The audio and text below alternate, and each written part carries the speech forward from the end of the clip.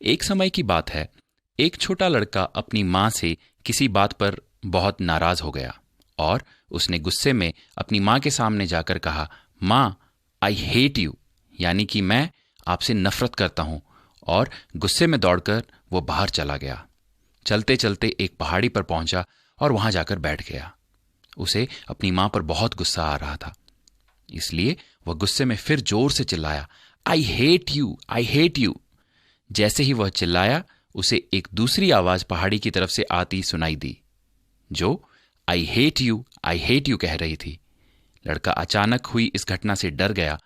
वह दौड़कर अपने घर गया और अपनी माँ को बताया कि माँ, पहाड़ी पर कोई गंदा लड़का है जो आई हेट यू चिल्लाता है। उसकी माँ ने उससे कहा कि पहाड़ी पर फिर से जाओ और आई लव यू कहो। लड़का फिर पहाड़ी पर पहुंचा।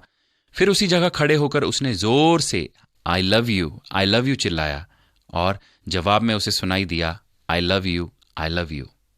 ये पहली बार था जब इस बालक का परिचय गूंज से हुआ, और उसकी इस बात से हम भी यही सीख सकते हैं कि जो हम जीवन में दूसरों को देते हैं वैसा ही हम पाएंगे।